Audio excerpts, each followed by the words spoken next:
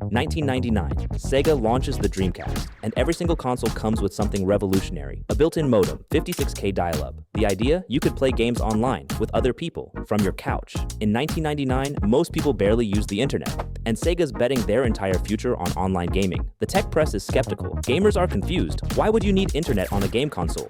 And the infrastructure. Dial-up was slow, laggy, unreliable. The Dreamcast sells 9 million units. The PlayStation 2 sells 155 million. Sega exits the console market forever. But fast forward 3 years, Xbox Live launches. Online gaming becomes standard. Fast forward to today. Every console, every game, everything is online. Sega was right, they just got there too early. So, in this video, I'm going to tell you about 5 tech products that predicted the future perfectly. They had the right idea, the right vision, the right technology, but they launched at exactly the wrong time, and the world wasn't ready. These aren't stories of failure. These are stories of visionaries who saw what was coming and paid the price for being first.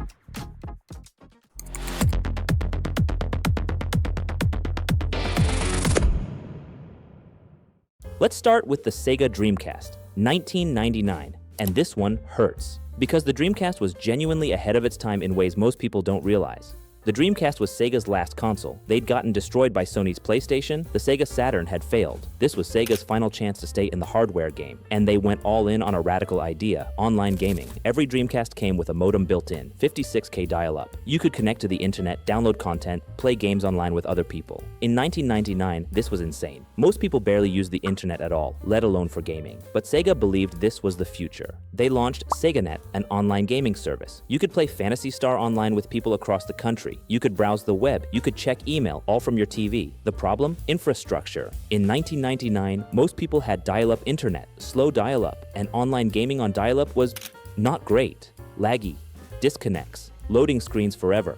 The technology was there, but the network infrastructure wasn't. And worse, Sega was competing against the PlayStation 2, which launched a year later in 2000. The PS2 had something the Dreamcast didn't, a DVD player, and that mattered way more to most people than online gaming. 2001, Sega discontinues the Dreamcast. Total sales, 9 million units. The PlayStation 2, 155 million. Sega exits the console market entirely. They become a software company. The Dreamcast is dead. But fast forward to 2002, Xbox launches with Xbox Live. Built-in broadband networking, online multiplayer gaming. It's a huge success. 2004, World of Warcraft launches. 2006, PlayStation 3 and Xbox 360 both have robust online gaming. By 2010, online gaming is the standard. Everything Sega tried to do with the Dreamcast in 1999, it became the foundation of modern gaming. They were just 3 or 4 years too early, just early enough for the infrastructure not to exist yet. The Dreamcast didn't fail because the idea was bad. It failed because the internet wasn't fast enough. Sega saw where gaming was going. They just couldn't wait for the world to catch up, and that killed them.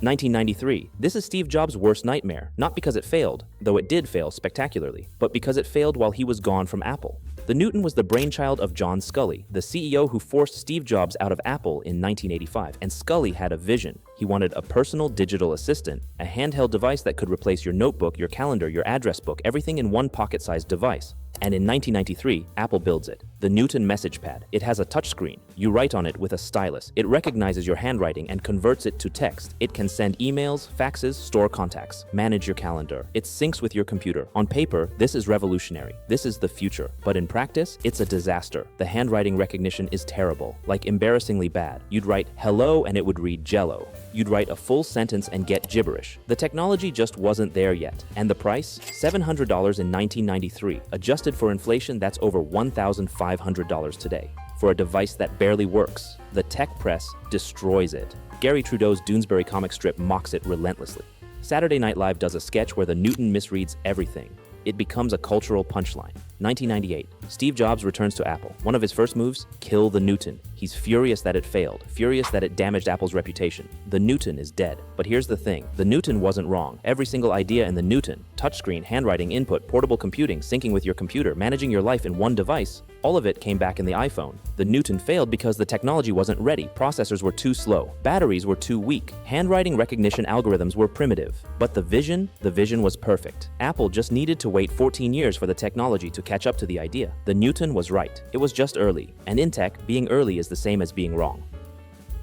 Okay, this next one is different, because unlike the Newton and the Dreamcast, which are ancient history, Google Glass happened recently, 2013, and it's a perfect example of being ahead of your time in the worst possible way. Google Glass was Google's attempt at augmented reality glasses. You wear them like regular glasses, but there's a tiny display in the corner of your vision. You can see notifications, take photos, record videos, get directions, search the web. All hands-free, all voice-controlled. And when Google announced it in 2012, people lost their minds. This looked like science fiction. This looked like the future. Google ran a campaign called Glass Explorers, where early adopters could buy a prototype for $1,500. Thousands of people signed up. But when Glass actually launched to the public in 2013, the reception was not good. First problem, privacy. Google Glass had a camera that was always on your face, a camera that could record anything, anytime, without people knowing. Bars started banning glass, movie theaters banned it, gyms banned it. People who wore glass in public got harassed. They were called glass holes. Second problem, it looked ridiculous. You looked like a cyborg. You looked like you were constantly distracted, staring at something nobody else could see.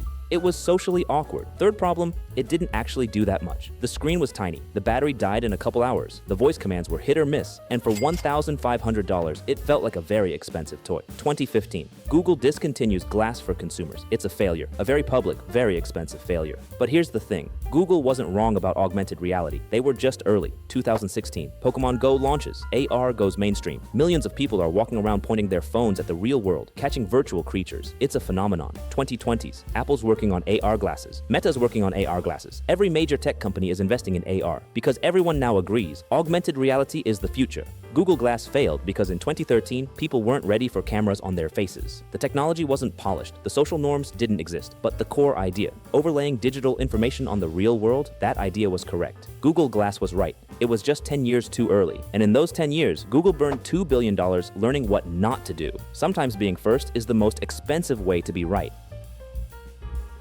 Now let's talk about Microsoft and tablets, because this one is painful. Microsoft saw tablets coming. They built tablets, they marketed tablets, and then they watched Apple reinvent tablets 8 years later and act like they invented the concept. 2002. Bill Gates unveils the tablet PC. It's a full Windows computer with a touchscreen and a stylus. You can write on it, draw on it, navigate with touch. Gates says this will replace laptops within 5 years. He's all in. And Microsoft partners with hardware manufacturers, HP, Toshiba, Compaq, to build these devices. They released dozens of models, convertible laptops with touchscreens, slate-style tablets, all running full Windows XP Tablet PC edition. The problem? Windows XP wasn't designed for touch. It was designed for a mouse and keyboard, so using a tablet PC meant you were constantly pecking at tiny buttons with a stylus. It was slow. It was frustrating. The handwriting recognition was mediocre, and the devices were thick, heavy, expensive, $2,000 plus. Nobody bought them. Businesses tried them, found them clunky, and went back to laptops. Consumers didn't see the point. Tablets flopped. Microsoft kept trying.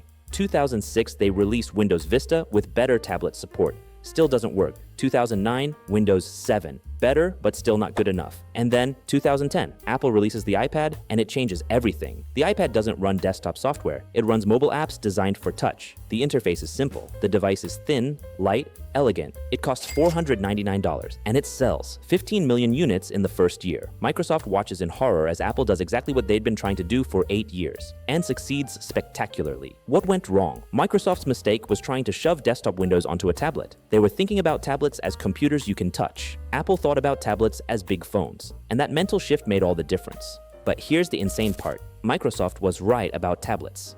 They were right that touchscreens were the future.